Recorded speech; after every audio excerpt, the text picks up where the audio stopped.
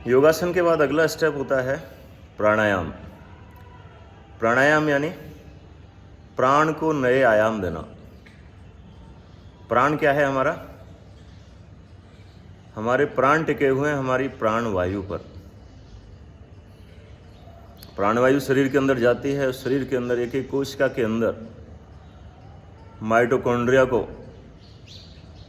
एक फ्यूल की तरह, जैसे इंजन के लिए पेट्रोल डीजल होता है, वैसे ऑक्सीजन जाती है और वहाँ पे जाके उसकी मशीनों को चलाती है और इंजन चालू हो जाता है। मेटाबॉलिज्म का, हमारे शरीर के लिए ऊर्जा देने का जो आधार है वो हमारी प्राणवायु है।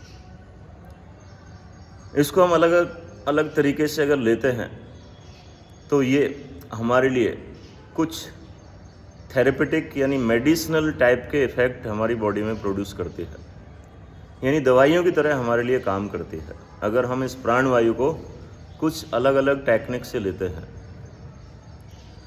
तो इसमें एक होता है भस्त्रिका। भस्त्रिका का नाम आपने सुना होगा। भस्त्रिका बोलते हैं धौंकनी जैसा। धौंकनी में जैसे होता है ना, चूल्हे में अपन एक वो फूंकनी होती है, फूंकने में पहले हम सांस में भरते हैं और फिर यानी पूरा लेना है और पूरा निकालना है, यानी गहरा लेना है, गहरा ही निकालना है, लेकिन मुंह से नहीं, नाक से। आंखें बंद करके करिएगा 30 बार 40 बार।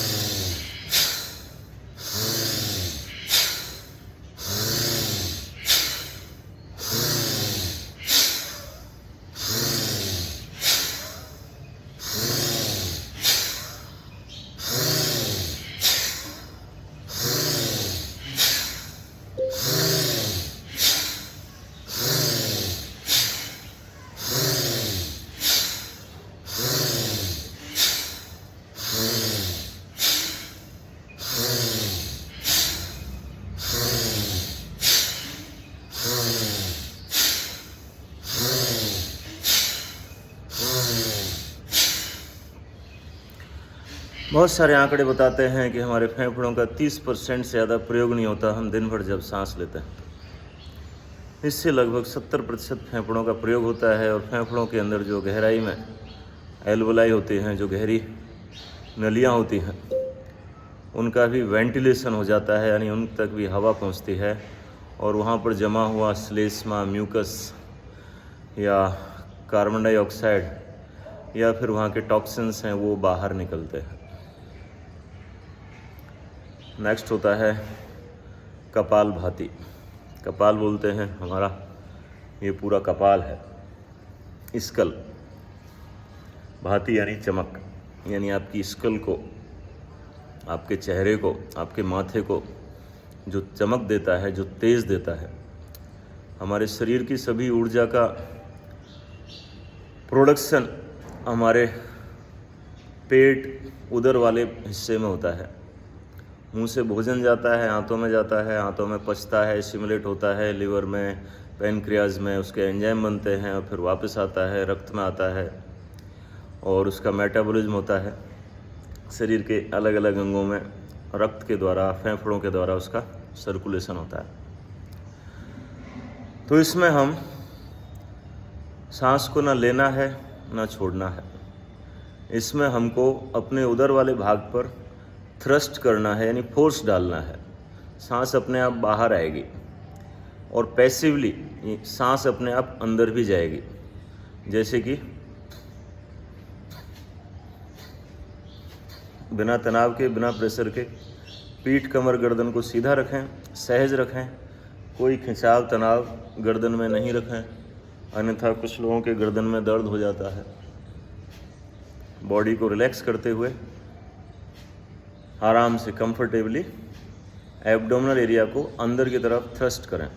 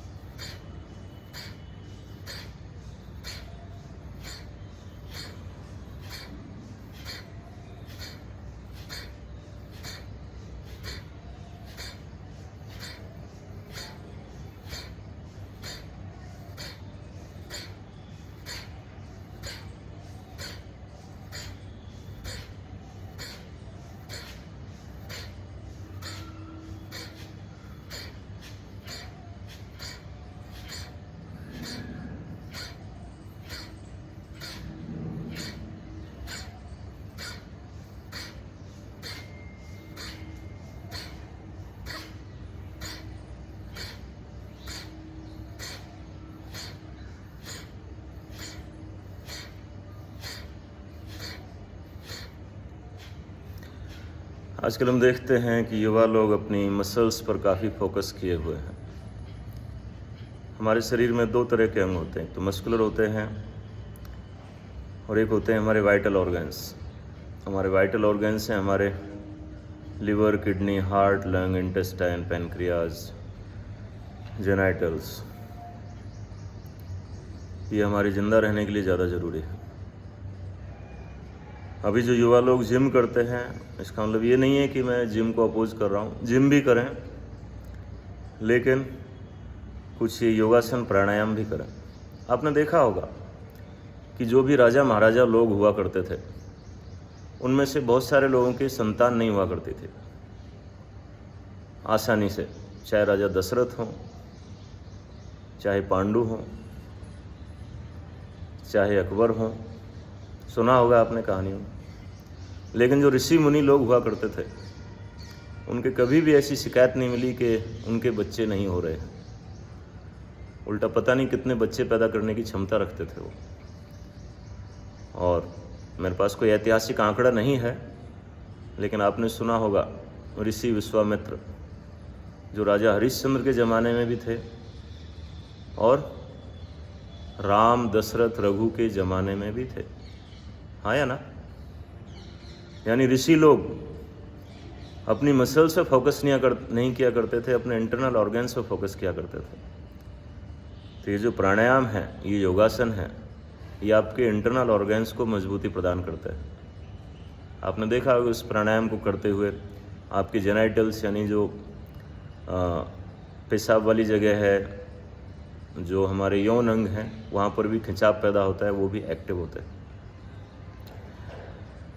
तीसरा है भ्रामरी। भ्रामरी आप जानते हैं, इसमें भी क्या होता है, पूरे हमारे ब्रेन के अंदर ऐसा वाइब्रेशन क्रिएट होता है। हमारे मस्तिष्क के अंदर डेली लगभग 70,000 विचार आते हैं।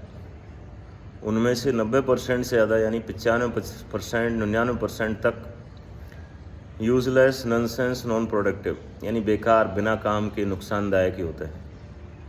और जब हम शांत होते हैं तो वही पॉपअप करते रहते हैं, हमको याद आते रहते हैं। लेकिन जब भी हम कोई एक्टिव एक्शन ले रहे होते हैं तो उस टाइम पे वो नहीं आते, उस टाइम हमारा ध्यान उन पे होता है। तो ये भ्रामरी प्राणायाम है। एक तो हमारा ध्यान एक बहुत ही अच्छे शब्द, जो ब्रह्मांड की आवाज़ है,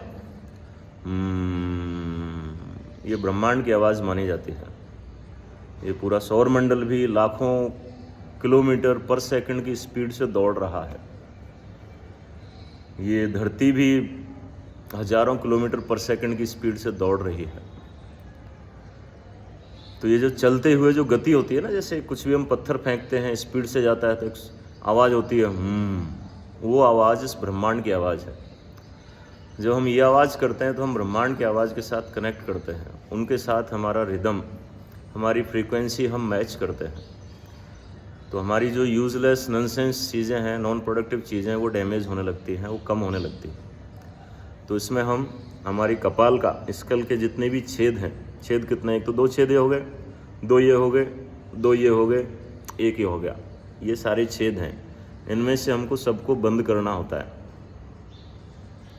कानों को अंगूठे से, दोनों आँखों को उंगलियों से, नाकों पे ये जो हड्डियां हैं इन पे हल्का सा दबाव लेते हुए, और मुंह तो अपने आप बंद हो ही गया।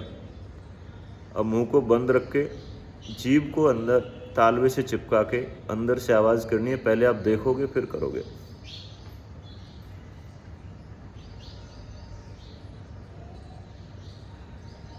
पूरा टाइट आराम से भींच सकते हैं इसको।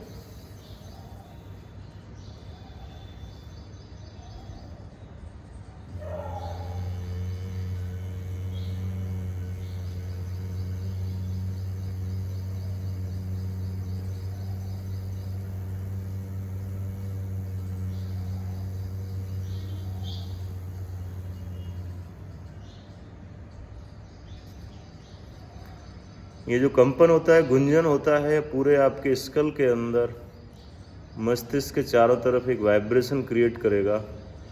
और देखा गया है कि हमारी ईजी वेव्स जो हम किया करते हैं कई सारे मरीजों की, जो तनाव वाले मरीजों की बहुत फास्ट होती हैं, वो बहुत स्लो होने लग जाती हैं, रिलैक्स होने लग जाती हैं। कुछ स्टडी बता रही हैं कि केवल एक भ्रामरी प्राणायाम से भी हमारे ईजी में चेंजेज आ जाते हैं। तो अपनी ईजी को, यानी ब्रेन की एक्टिविटी को क्यों नहीं रिलैक्स किया जाए। ईजी होती है जैसे ईसीजी होती है, आप सब जानते होंगे। इलेक्ट्रोकार्डियोग्राम ईसीजी होती है। सीने में कुछ भी होता है तो फट से एक ईसीजी की जाती है। वैसे ही दिमाग की होती है इलेक्ट्रोएन्केफेलोग्राम, यानी ईईजी। तो ईईजी को बेहतर करने के लिए ये प्राणायाम करें 10 बार 11 बार जितना भी हो सके।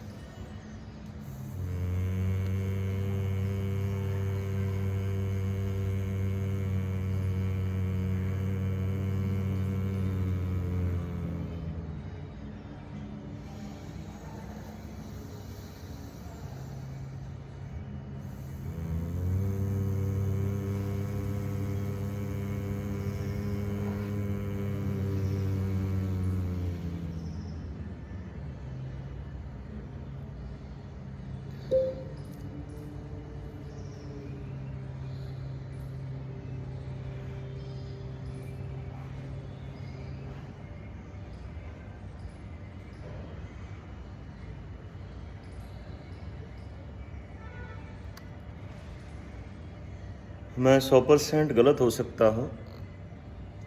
आजकल मैं वेदों का अध्ययन कर रहा हूँ और थोड़ा सा भी अगर आप दिमाग लगाएं तो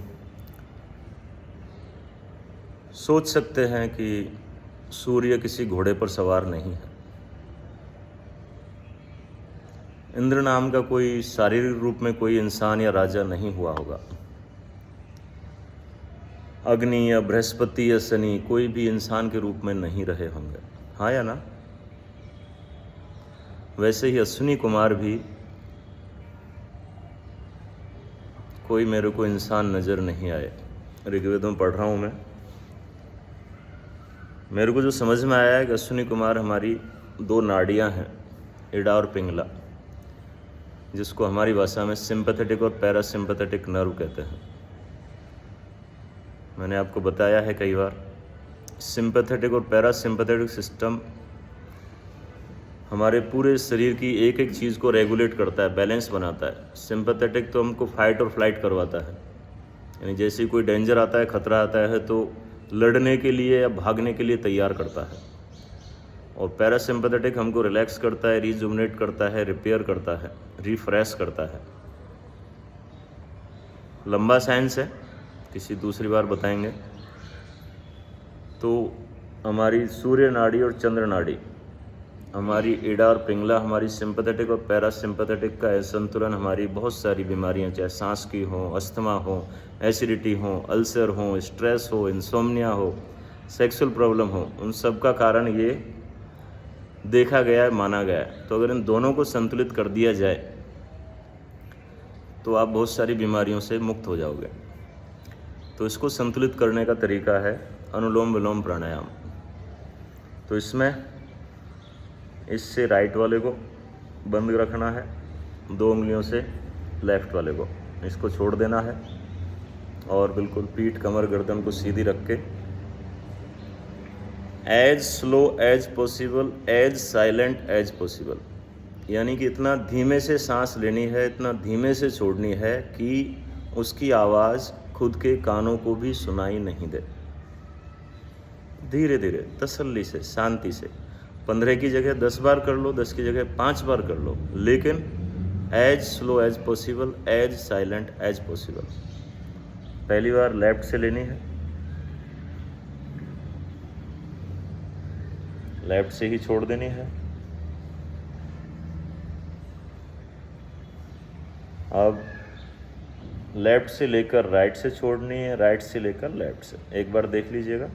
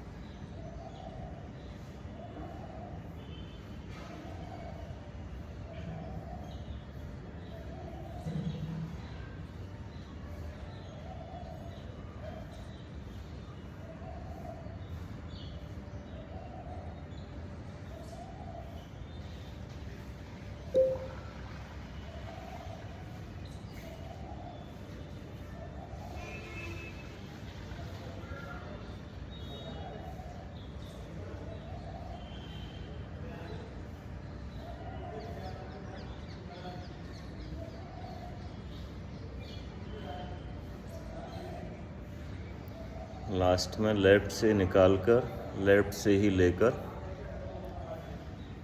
सामान्य हो जाइएगा।